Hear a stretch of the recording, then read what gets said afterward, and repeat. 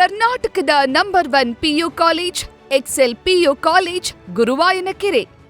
ಚಿತ್ರದುರ್ಗದಲ್ಲಿ ನಡೆದಿರುವಂತಹ ಖಾಸಗಿ ಬಸ್ ಅವಘಡ ಪ್ರಕರಣದಲ್ಲಿ ಗಾಯಾಳು ಕವಿತಾ ಅವರ ತಂದೆ ನಮ್ಮ ಜೊತೆ ಇದ್ದಾರೆ, ಮಾತಾಡ್ತೀನಿ. ಸರ್, ತಮ್ಮ ಗಮನಕ್ಕೆ ಯಾವ ವಿಚಾರ ಬಂತು ಸರ್? ರಾತ್ರಿ 3:30 ನಮ್ಮ ಗಮನಕ್ಕೆ ಬಂತು. ಯಾರು ಫೋನ್ ಮಾಡಿದ್ರು, ನಿಮ್ಗೆ ಏನಂತ ಹೇಳಿದ್ರು ಸರ್ ವಿಚಾರನ? ಅದೇ ನಮ್ಮ ಹುಡುಗಿ ಫೋನೆಲ್ಲ ಬಸ್ಸಲ್ಲೇ ಇತ್ತು, ಹೊರಗಡೆ ಬಂದು ಯಾರ ಹತ್ರ ಫೋನ್ ತೊಗೊಂಡು ನಮಗೆ ಫೋನ್ ಮಾಡಿದ್ರು. ಸರ್, 7 ಜನನ ಸೀಟ್ ಬುಕ್ ಮಾಡೋಂಥ ಸಂದರ್ಭದಲ್ಲಿ ಒಂದೇ ನಂಬರ್ನಿಂದ 7 ಸೀಟ್ಗಳು ಕೂಡ ಬುಕ್ ಆಗಿರುವಂಥದ್ದು ಶಶಾಂಕ್ ನಂಬರಿಂದ.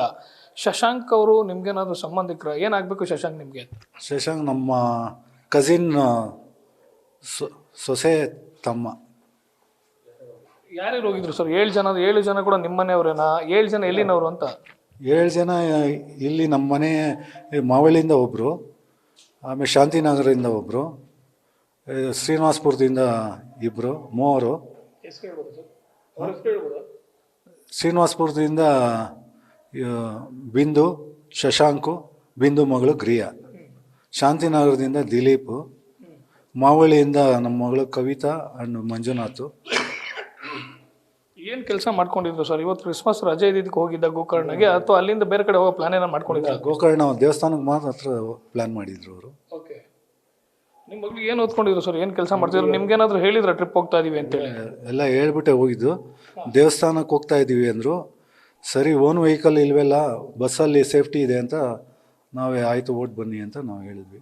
ಸರ್, 7 ಜನದಲ್ಲಿ 2 ಮಿಸ್ಸಿಂಗ್ ಆಗಿದ್ದಾರೆ ಅಂತ ಮಾಹಿತಿ ಸರ್. ಯಾರು ಅಂತ ಏನಾದ್ರು ತಮ್ಮ ಗಮನಕ್ಕೆ ಬಂದಿದ್ಯಾ? ಬಿಂದು ಮಗಳು ಗ್ರಿಯಾ ಮಗು.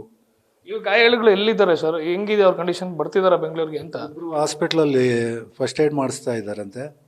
ಇನ್ನು 3 ಜನ ಬರ್ತಾಯಿದ್ದಾರೆ, ಪೋಷಕರ ಜೊತೆ ಬರ್ತಿದ್ದಾರೆ. ಇದಿಷ್ಟು ಗಾಯಾಳು ಕವಿತಾ ಅವರ ತಂದೆ ಕಾಂತರಾಜ್ ಅವರ ಮಾತು. ಇಬ್ಬರಿಗೆ ನಾಪತ್ತೆ ಆಗಿರೋದ್ರ ಬಗ್ಗೆ ಮಾಹಿತಿ ಇದೆ. ಉಳಿದವ್ರಿಗೆ ಸಣ್ಣ ಪುಟ್ಟ ಗಾಯ ಆಗಿದೆ. ಅವರೆಲ್ಲರೂ ಕೂಡ ಬೆಂಗಳೂರಿಗೆ ವಾಪಸ್ ಆಗ್ತಿದ್ರು ಅನ್ನೋ ಮಾತನ್ನು ಹೇಳ್ತಿರುವಂಥದ್ದು. ಕ್ಯಾಮ್ರಾ ರೋಷನ್ ಜೊತೆ Shivakumar, news first, Bengaluru. News first, ನಿರ್ಭೀತಿಯಿಂದ ನಿಮ್ಮ ಪರವಾಗಿ.